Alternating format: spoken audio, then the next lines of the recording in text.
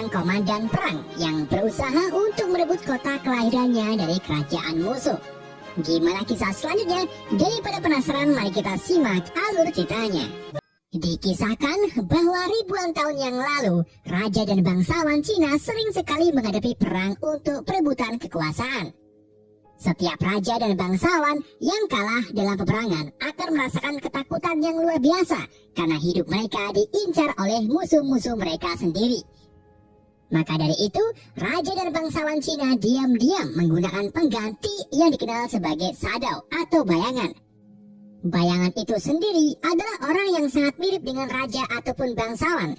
Ia bertugas menggantikan posisi mereka dan harus jago bela diri, serta siap mati untuk membuktikan kesetiaannya. Dan film ini adalah film yang menceritakan salah satu bayangan tersebut.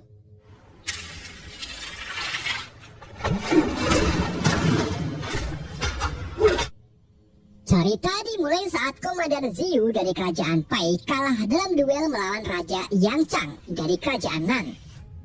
Kekalahan itu membuat salah satu kota kerajaan Pai bernama Jing diambil alih oleh kerajaan Nan. Bertahun-tahun kemudian, seorang penasehat bernama Liu Yan mendatangi kerajaan Pai untuk melaporkan ke Raja Pai bahwa hari kemarin Komandan Ziyu pergi ke kota Jing. Belum diketahui alasan Ziyu pergi ke sana, apakah untuk COD HP bekas atau perjualan pentol. Raja lalu memerintahkan Liu Yan menjemput Komandan Ziyu ke sini. Selagi menunggu komandan datang, istri komandan bernama Xia Ao Ai dan adik Raja Pai bernama King Ping melemparkan dadu Tai Chi ke papan berbentuk yin yang. Permainan ini bukan sembarang mainan, melainkan dadu penentu nasib kerajaan. Ai menyebut bahwa dadu yang ia lempar menggambarkan peperangan di hari ke-7 hujan, dan peperangan itu dimenangkan oleh seorang pria teladan. Beberapa saat kemudian, Komandan Ziyu datang menghadapi Raja Pai. Raja Pai meminta Ziyu menjelaskan alasannya mendatangi kota Jing. Komandan Ziyu lalu menjawab bahwa kedatangannya ke sana yaitu untuk menantang Komandan Yang Chang berduel sekali lagi guna memperebutkan kembali kota Jing. Namun Raja Pai malah takut atas tindakan Ziyu karena itu bisa memicu perang serta menghancurkan perdamaian antara kerajaan Pai dan Nan. Ziyu kemudian mengungkapkan kalau dirinya siap dihukum penggal karena tidak mematuhi perintah raja. Tapi raja menolaknya. Iya benar. Raja Pai lalu meminta Ziyu memainkan musik kecapi bersama istrinya. Saat keduanya hendak memainkan musiknya, Ai memberitahu raja bahwa dirinya tidak ingin melakukannya karena ia sudah bersumpah untuk tidak memainkan musik sebelum kota Jing direbut kembali. Sayangnya, Raja Pai tetap ngotot meminta mereka bermain musik, yang pada akhirnya ia pun terpaksa harus memetik kecapinya. Di saat memetik kecapi, Ai tiba-tiba mengeluarkan belati untuk menikam tubuhnya sendiri, tetapi hal itu berhasil dihentikan oleh Ziyu. Ziyu lalu memotong rambutnya sebagai tanda kesalahan istrinya kepada raja. Setelah Komandan Ziyu dan istrinya pergi, penasihat Liu Yan memberikan saran kepada Raja Pai, di mana ia menyarankan raja untuk menikahkan adiknya yaitu Putri King Ping dengan anak Raja Yang yaitu Yang Ping. Dengan begitu, ikatan perdamaian antara dua kerajaan akan tetap terjalin. Raja akhirnya menerima saran dari Liu Yan dan memintanya untuk memberi pesan ini kepada Yang Chang.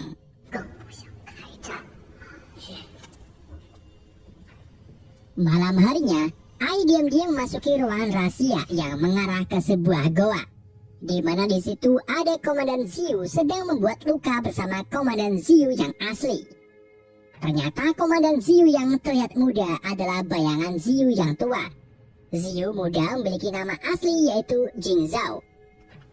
Jadi bertahun-tahun yang lalu sebelum Ziyu kalah duel dengan Yang, ia merekrut Jing Zhao dari kota Jing untuk menjadikannya sebagai The Shadow. Dan setelah Ziyu kalah duel dengan Yang, ia bersembunyi di goa ini tanpa ada yang tahu selain Ai dan Jing. Sedangkan Jing itu sendiri menggantikan peran Ziyu sebagai komandan kerajaan. Alasan Ziyu membuat luka di dada Jing yaitu agar Jing memiliki luka yang sama dengan dirinya, di mana luka itu merupakan sebatan dari senjata Komandan Yang. Setelah membuat luka dadakan, Jing dan Ai kembali ke kamar untuk beristirahat. Namun karena mereka bukan pasangan asli, Jing pun semingkir dan memilih tidur di lantai. Keesokan harinya, Raja Pai mengadakan rapat penting untuk menindaklanjuti tindakan Komandan Ziyu yang sudah menantang duel dengan Yang. Di dalam rapat itu, Raja memerintahkan Ziyu untuk membatalkan perduelannya dengan Yang. Tetapi Ziyu menolak karena perduelan ini tentang merebutkan kota Jing kembali. Ziyu menganggap kalau Raja Pai pengecut dan ia memilih memundurkan diri sebagai komandan. Raja Pai pun menyetujui serta membiarkan Ziyu hidup seperti rakyat biasa.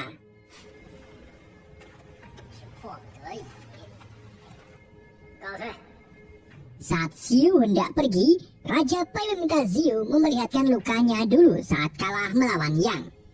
Ketika Raja melihat lukanya, ia mengetahui kalau luka itu adalah luka segar. Sebelum Raja menaruh kecurigaan, Ziyu mengatakan bahwa luka yang dulu sudah sembuh, dan luka ini ia sengaja buat untuk menandakan kegagalannya mempertahankan kota Jing.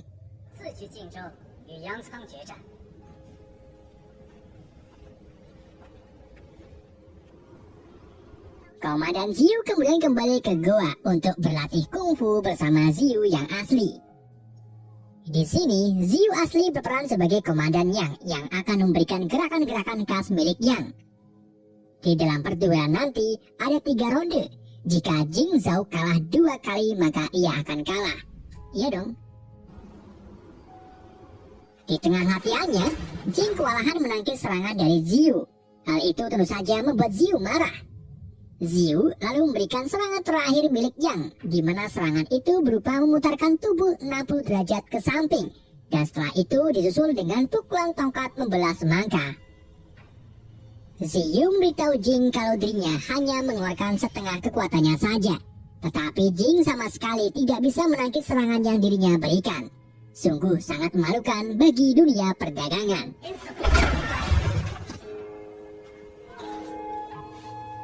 Di hari berikutnya, saat Raja sedang membuat konten menggambar, penasehat Liu Yan tiba-tiba datang dengan tergesa-gesa. Ternyata ia mendapatkan pesan balasan dari putra komandan yang menerima permintaan dari Raja Pai. Tetapi sayangnya putra yang tidak menjadikan King Qing sebagai istrinya, melainkan menjadikannya sebagai selir. Tentu saja hal itu penghinaan bagi kerajaan Pai. Bukannya marah, Raja Pai malah setuju-setuju saja, yang membuat Putri King marah. Begitu pula dengan jenderal-jenderal kerajaan, termasuk Jenderal Tianzang. Jenderal Tianzang lalu mengkritik sikap Raja Pai sebagai pengecut dan meminta izin untuk melawan komandan Yang dan putranya. Namun Raja Pai malah memecat Tian dari jabatannya. Setelah Tian melepaskan jabatannya, Raja Pai mencoba memanah Tian, tetapi ia meleset dan mencoba lagi dari jarak dekat. King Ping lalu menghentikannya dengan menghalangi Tian. King mengambil belati pemberian putra komandan Yang sambil memberitahu Pai bahwa dirinya menerima tawarannya sebagai selir. Di kerajaan Nan, komandan Yang mengajari putranya cara bertarung menggunakan tongkat pedang. Setelah latihan, ayah dan anak ini membicarakan tentang komandan Ziyu yang menantang duel untuk merebutkan kota Jing. Mereka juga mendapatkan kabar bahwa 2 orang terkuat di kerajaan Pai dipecat dari jabatannya, yang memungkinkan kekuatan mereka lebih unggul daripada Pai. Di tempat lain, tepatnya di Goa Rahasia, Ziyu dan Jing Zhao terlihat akan melakukan latihan berikutnya. Di sini, Ai menyarankan Ziyu untuk mengajari Jing jurus lemah gemulai dalam menggunakan payung Yin. Gerakan ini mengandung unsur kegelapan, air, dan kelembutan yang akan berfungsi sebagai penangkal tombak pedang dari yang mewakili ilmu Yang, yaitu cahaya, api, dan maskulin. Ziyu pun setuju dengan saran Ai dan meminta Ai untuk mempraktekkan jurusnya. Ai lalu bertarung melawan Ziyu. Ia dengan lembut menangkis serangan dari Ziyu. Dan saat Ziyu memberikan serangan membelah semangka, ia dengan mudah menangkalnya dan berhasil mendapatkan tongkatnya dari tangan Ziyu. Ziyu pun sedih kegirangan karena selama ini ada gerakan yang mampu menangkal serangan dari Yang. Ziyu kemudian menyuruh Ai untuk mengajari Jing gerakan Ying tersebut. Agar Jing dapat cepat dengan menguasai gerakan ini, ia harus memeluk Ai sambil mengikuti gerakannya. Keduanya lalu bersatu melawan Ziyu dan itu terbukti berhasil.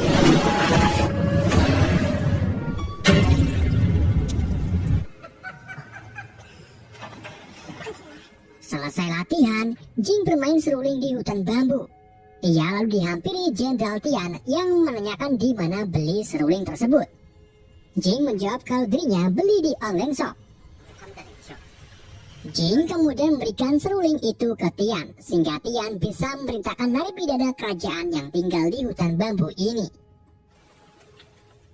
Setelah itu, Jing membawa Tian ke komandan Ziyu di Goa Rahasia. Tian sangat terkejut ketika mengetahui kalau Ziyu yang asli ternyata bersembunyi di goa ini. Ziyu mengungkapkan kalau dirinya menggunakan Jingzhou sebagai bayangannya. Ia juga mengungkapkan sebuah rencana besar, yaitu menggunakan 3 boneka sebagai sarana mewujudkan keinginan Ziyu. 3 boneka itu adalah Jingzhou, Tian, dan Raja Pei.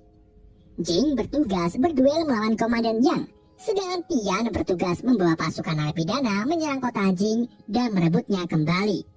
Jika itu berhasil, maka Ziyu akan membunuh Raja Pei dan menjadikannya dirinya sebagai raja. Ziyu juga mengiming-imingi Tian jabatan komandan setelah ia menjadi raja. Keesokan harinya, Tian mengajari para narapidana gerakan Payung Yin yang sudah ia pelajari dari Ziyu. Tian memberitahu mereka bahwa kita memiliki rencana besar untuk merebut kembali kota Jing.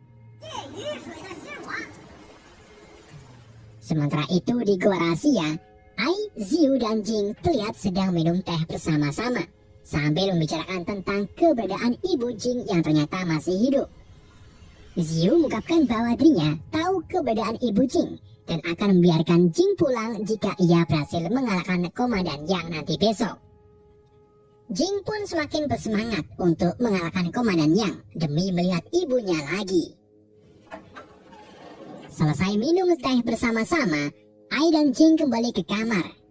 Karena ini malam terakhir mereka bersama, Jing pun menawarkan dirinya melakukan apa saja untuk Ai. Ai lalu meminta Jing untuk melakukan goyang pargoy di pojok ruangan. Namun tanpa Jing sadari, ternyata Ziyu mengintipnya dari lubang kecil, yang membuat Ziyu merasa jijik melihat Jing. Hari perduelan pun telah tiba. Jing mendatangi kota Jing dengan menggunakan rakit bambu besar yang di atasnya memiliki gambar yin yang. Jing lalu menantang Yang untuk turun ke rakit. Sebelum turun, putra Yang menyarankan ayahnya berhati-hati karena tidak mungkin Jing datang sendirian. Dan benar saja, tepat di bawah rakit ternyata terdapat Jenderal Tian beserta pasukan narapidana. Mereka bersiap-siap menyelam untuk memasuki kota Jing melalui jalur bawah. Di saat itu juga, Tian mengetahui kalau salah satu narapidana adalah Putri King, di mana King ini ingin sekali membantu Tian merebut kembali kota Jing.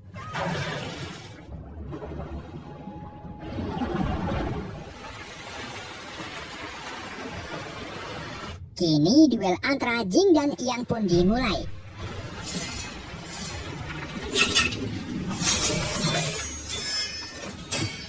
Selagi keduanya berduel, kelompok Tian diam-diam menyusup ke kota sambil menebaki para penjaga musuh dengan busur tangan.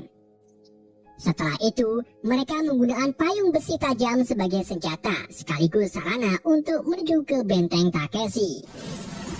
Mereka muter-muter seperti terenggiling sembari menebaki para musuh yang juga menebaki mereka dengan panah.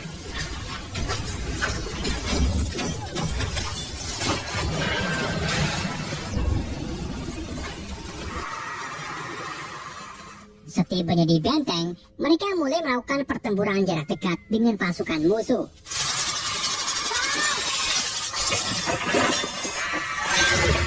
Sementara itu, Yang dan Jing terlihat masih bertarung satu sama lain, Di tengah pertarungan, Jing mampu menangkis beberapa serangan dari Yang. Saat Yang menggunakan jurus membelah semangka, Jing langsung mempraktekkan gerakan yang diajari oleh Ai. Gerakan itu berhasil membuat tombak pedang Yang terlempar, tetapi Yang dengan cepat meraih tombaknya kembali. Setelah itu, ia menyabetkan ke punggung Jing yang membuat Jing terluka parah.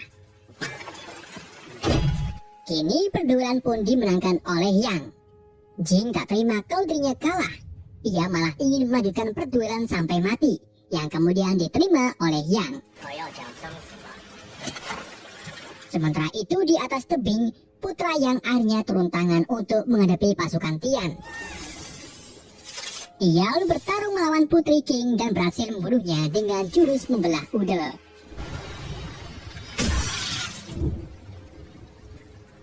Sebelum meninggal, Putri Qing mengatakan kepada putra Yang bahwa dirinya adalah orang yang akan menjadikannya selir. Putra Yang pun terkejut, dan di saat itu juga Qing menancapkan belati pemberian putra Yang ke kepalanya, yang membuat putra Yang mati di tempat. Sementara itu, Jenderal Tian menebas spanduk kerajaan Nan dan mengeklaim bahwa kota Jing berhasil direbut kembali. Komandan Yang yang mengetahui anaknya mati pun langsung emosi. Ia menyerang Jing dengan sangat brutal, yang membuat Jing terpental dan tertancap pucuk bambu. Ketika Yang hendak membunuh Jing dengan mata pisau payung, Jing lebih dulu menarik pisau tersebut, yang membuat pisau itu secara spontan menebas leher Yang. Kini Yang pun meninggal menyusul anaknya, dan perduelan itu dimenangkan oleh Jing. Setelah itu, Jing menemui ibunya di rumah yang sebelumnya sudah ditunjukkan oleh Ziyu. Di rumah itu, Jing menemukan bahwa ibunya sudah meninggal karena dibunuh. Bersama dengan itu, muncullah sekelompok ninja histori menyerang Jing. Tetapi hingga lama kemudian, ia diselamatkan oleh seorang pembunuh bayaran yang mengungkapkan kalau dirinya suruhan Raja Pei. Raja Pei dan anak buahnya lalu datang untuk menemui jasad adiknya. Raja sangat terpukul atas kepergian Qing dan menyesal karena telah membiarkan adiknya dijadikan selir oleh musuhnya. Di hari berikutnya, Raja Pei meresmikan kembalinya kota Jing bersama petinggi kerajaannya. Ia lalu menyambut kedatangan Komandan Ziyu atau Jing yang sepertinya belum mandi setelah perduelan. Raja Pei kemudian menyuruh semua orang untuk keluar dari ruangan kecuali Ai Jing dan penasehat Liu Yan. Sementara itu, Raja Pei diam-diam mengirim 3 pembunuh bayaran ke Goa Rahasia guna membunuh Komandan Ziyu yang asli. Rupa-rupanya, Raja Pei sudah mengetahui Ziyu serta tindakan apa saja yang telah ia lakukan. Kita kembali ke aula kerajaan, di mana Raja Pei secara langsung membunuh penasehat Liu Yan. Raja menjelaskan bahwa dialah penyebab adiknya terbunuh karena menyarankan untuk menikahkan Qing dengan putra Yang. Setelah itu, Raja Pei memberitahu Jing bahwa dirinya sudah tahu tentang Komandan Ziyu yang bersembunyi di Goa Rahasia. Raja sudah mengirim pasukan untuk membunuhnya, dan ia akan mewujudkan keinginan Jing yaitu menjadi komandan kerajaan asli dan menjadi istri sah Ai. Kok istri sih, Cok? Suami sah Ai. Di saat itu juga, datanglah pembunuh bayaran membawa kotak yang diduga terdapat kepala Ziyu di dalamnya. Ketika Raja membuka kotaknya, kotak itu ternyata kosong. Dan bersama dengan itu, si pembunuh bayaran tiba-tiba menusukkan pedangnya ke perut Raja. Ternyata, dia adalah Ziyu yang sebelumnya berhasil membunuh 3 pasukan Raja. Ziyu memberitahu Jing bahwa ibunya dibunuh oleh suruhan Raja Pei, dan ia minta Jing untuk memenggal kepala Raja, sehingga Ziyu bisa menggantikannya sebagai Raja Pei. Namun saat Jing hendak memenggal kepala Raja, Ziyu tiba-tiba akan menyerang Jing, tapi Jing lebih dulu menusukkan pedangnya ke tubuh Ziyu. Jing tidak percaya dengan omongan Ziyu dan ia yakin bahwa Ziyu lah yang membunuh ibunya karena dia tahu lokasinya.